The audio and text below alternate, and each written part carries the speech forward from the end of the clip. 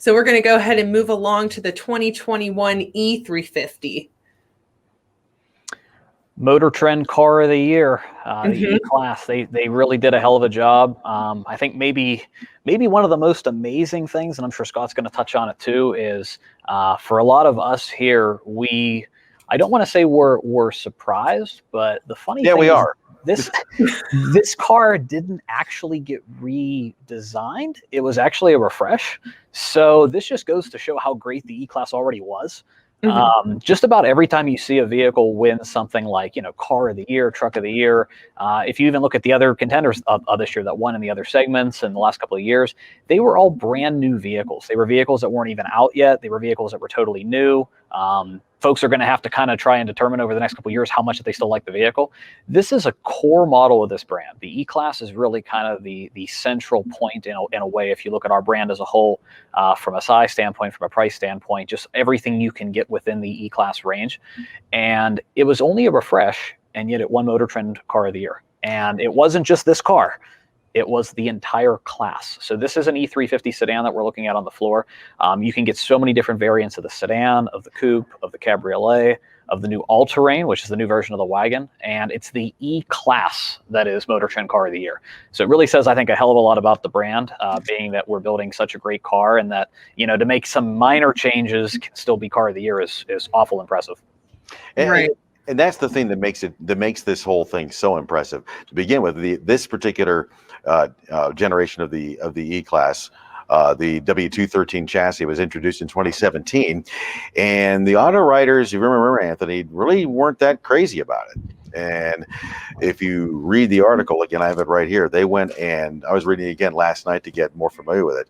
The changes we made in the suspension, the styling, everything else, it's just astounding what a difference those two are, particularly for a refresh. You look at the styling there. Again, you've got the diamonds on the grille, which you've seen in some of the other models. One thing we didn't ever mention styling-wise, if you could pan up a little bit for us, Brian, the power domes on the hood. Those long cylindrical lines on the hood, those are called power domes. You saw them on the GLE. They're on the GLA too. But those go back. There's always a little heritage throwback with Mercedes-Benz. Those go back to the original 1954 Gullwing SL. And we're including it in this car too. So you can look at this, the way that ties into the hood. You've got the standard wheels on there too, the way the front bumper hangs nice and low. It gives you, again, a very muscular look. The car just looks powerful. It has a certain presence to it. It's always been kind of something great about the E-Class, is that kind of sort of understated luxury. I mean, it's really designed to be kind of that tying model a little bit, where if you look at our C-Class size, it's smaller. If you look at our S-Class size, it's larger. The S-Class will always be the flagship, but the E-Class is kind of the kind of a little bit of the torchbearer that you see year after year, generation after generation. They really focus heavily on this vehicle to always be something special, always really show off a lot of the capabilities. Like Scott was touching on back in 2017, when the new E had first come here to the States. And when the E-Class was redesigned, some of the things that you definitely found from a kind of overall car market standpoint was, for example, this was one of our first sort of larger sizes to feature a starting point of a 4-cylinder engine. This is something that now, over the last couple of years, we've seen every manufacturer do. And again, with us kind of being one of the first to do something like that, sometimes it can be hard to be first in respect to, everyone's not really used to it yet, or kind of necessarily knows if they're ready for it. And I think Mercedes has kind of come to the forefront of showing off, here's what we can do with engine technology. Here's what we can do with fuel efficiency. Here's what we can do with some of the new safety. I mean, when the E-Class came out in 17, like some of the new safety features that they had touched on, and it's still things that aren't offered on so many manufacturers and still aren't common. And again, this was like 4 years ago. So, I mean, this is something where, Benz being kind of at the forefront of doing these things, and here they are already doing a refresh on this car. So it just goes to show how ahead that Mercedes always tries to be. It's definitely not a brand that you ever see that gets behind. Yeah, they always want to be kind of ahead of the curve. always offering a lot of different variations, always kind of giving something for everyone, and again, staying ahead of what the future of the technology is going to be. Mm-hmm. I have kind of just a general question. Sure. What would you say is the fastest car that Mercedes-Benz has? Ooh. Well, one of them is actually this car, just with a different engine in it. Well, that's true. You think this one?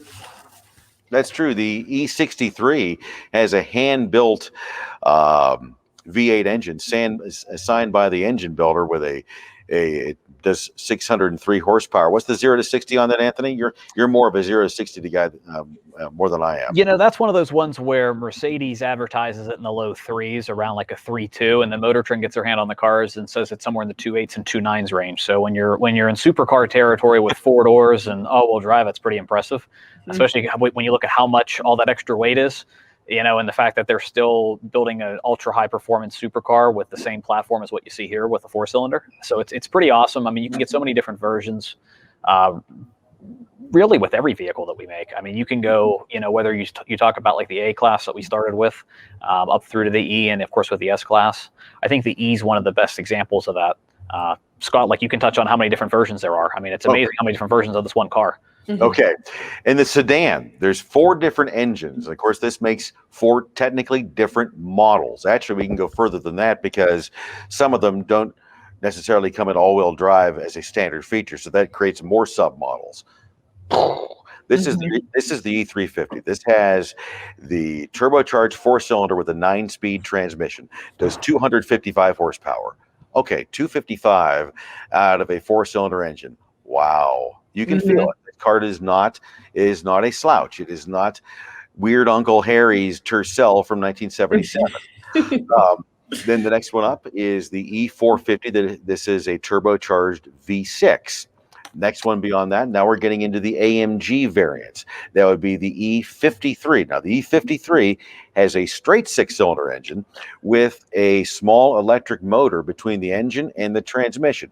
And this is a whole new concept in power. What that little electric motor does for you. What is it, Anthony? 48 volts? What that does for you, it eliminates turbo lag on that straight 6. It also eliminates the need for belts and alternators. So that actually, by not having those belt-driven elements under the hood, actually does rob you of power. So it's more direct power to the wheels, and actually increases your fuel efficiency. And that 53, what is it, 429 horsepower, Anthony? And that's the amazing thing with the EQ boost, is giving you the extra power. So with that 429 figure, that doesn't even include the extra power that you're getting with the EQ. It gives you 184 pound-foot of torque instantly. I mean, you have all this access to power as soon as you put your foot down, and that's before the turbos even kick in. And that's more power than a V8 was doing 10 years ago. And then for the ultimate, if you just want the ultimate sleeper 4-door sedan that you can smoke anything with, except for maybe an S63, that's the E63. That has the AMG hand-built V8 engine. Again, that's a bi-turbo, and that car does 603. If you want to have a little fun, you can go onto YouTube and look up the original E63 commercial voiced by John Hamm from Mad Men. There's an edit on there that you'll chuckle at whenever you go through it. It never made it to regular television in the States, but there's an edit on there that's kind of fun when they demonstrate what that car is really all about in a city street.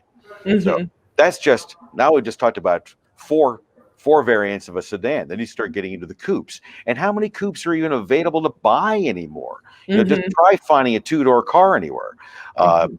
You get the E450, that same power plant as a sedan. Then there's the E53, so you can get a 2-door car with either the turbocharged V6, or step it up to the AMG variant, the bi-turbo straight 6 with the EQ boost. Or you can get it in a convertible, the same engine choices in a drop top. I mean, there's very few convertibles that are available anymore, especially a large convertible where people can actually sit in the back seat. And those are both amazing automobiles. And then there's the whole station wagon aspect of it. The all-terrain. Yep, the all-terrain. Mhm. That's Cool. an amazing car too.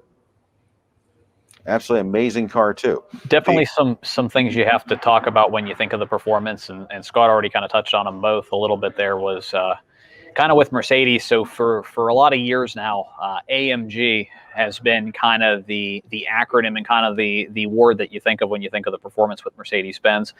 Something kind of big up and coming and that you're definitely starting to see more of is the EQ, and that was definitely something with the EQ boost that you heard Scott mention on the 53s. That ISG that sits between the engine and the transmission gives you that extra power.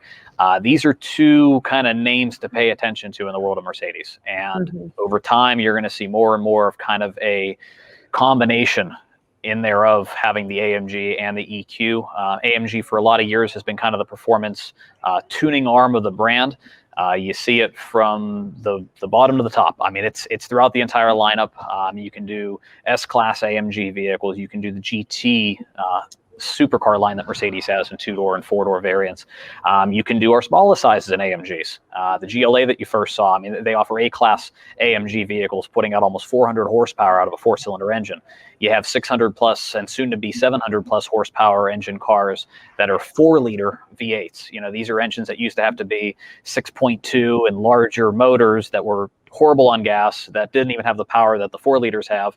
And soon coming to the C-Class, there's going to be smaller 4-cylinder high performance motors that are going to be putting out over 500 horsepower. The only way that this is possible is with that addition of the EQ.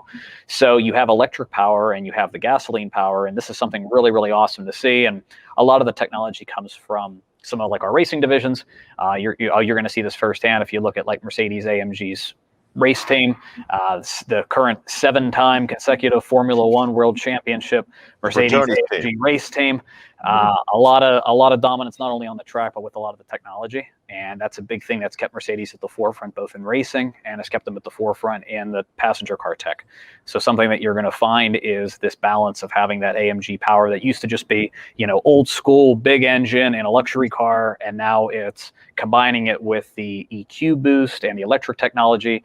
We're going to have unbelievable fuel economy figures from here on out with the performance, which is pretty awesome. So it's definitely going to be exciting to see moving forward how much power they're going to get out of these cars with smaller and smaller engines.